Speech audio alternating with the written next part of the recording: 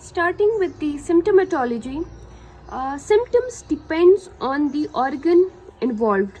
What does this mean? In endometriosis, there is no relationship between the size of the endometriotic lesion and severity of the symptoms. Large cystic masses may be symptom-free, and a tiny endometriotic spot may cause distressing symptoms. Thus, the symptomatology of endometriosis depends on the organ involved.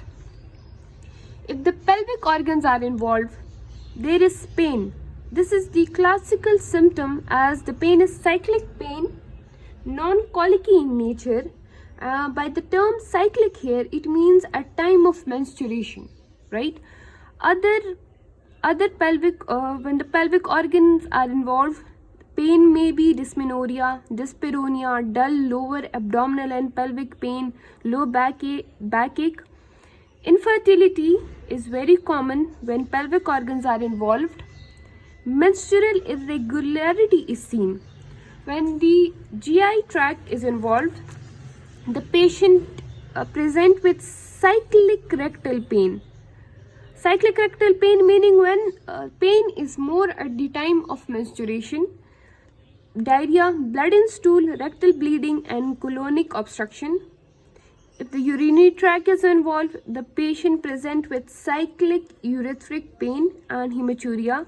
Surgical scar site and umbilicus is involved. The patient present with cyclic pain and bleeding at the site of scar or at the umbilicus. And if the lungs are involved, there is cyclic hemophysis and pleuritic pain. Moving on, before moving on to the diagnosis, I would like to clear here that how does it cause infertility? We know that endometriosis causes infertility in 30 to 40% of the cases. Okay, so how does it causes infertility? It causes infertility due to anovulation. How?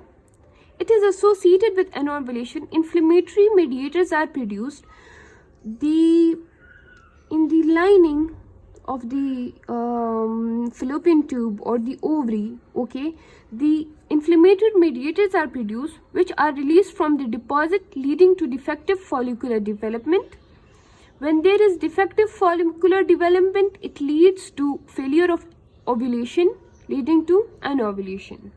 The second cause is luteolysis, lysis of corpus luteum. Due to prostaglandin F2, there is reduced tubal patency.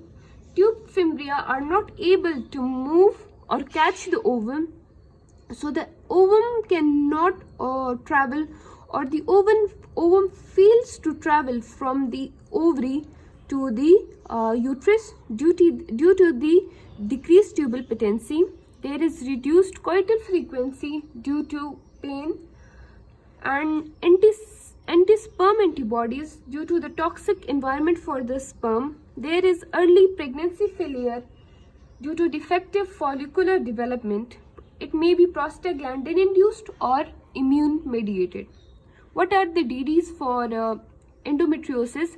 This is again a past paper question where they give you a scenario related to endometriosis and ask about the DDs.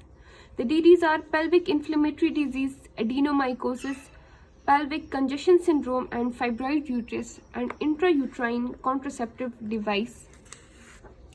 Okay, how are we going to diagnose endometriosis? For diagnosis, first of all, history and a detailed history of the symptoms of the patient. Number 2, examination. Bimanual pelvic examination is done.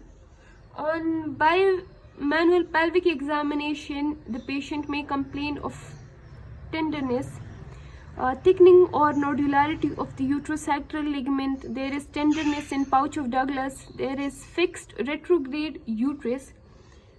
What do I mean by the fixed retrograde uterus? It means that something is pulling the uterus back. What is pulling the uterus back?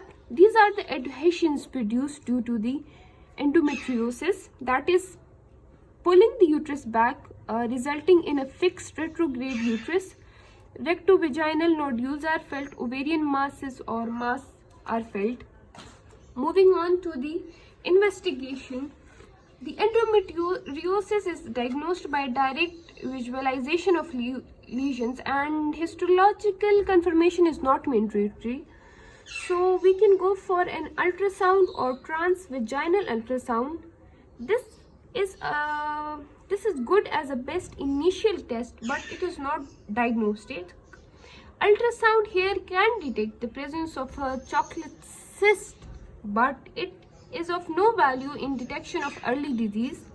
Chocolate cyst on ultrasound has an irregular wall, contains low-level echoes or lumps, or dense high-level echoes representing blood loss, but it is of no good use in the diagnosis of endometriosis. Laparoscopy. This is our gold standard investigation. It is the investigation of choice for the diagnosis of endometriosis. It is both diagnostic and therapeutic and can be done easily in one sitting.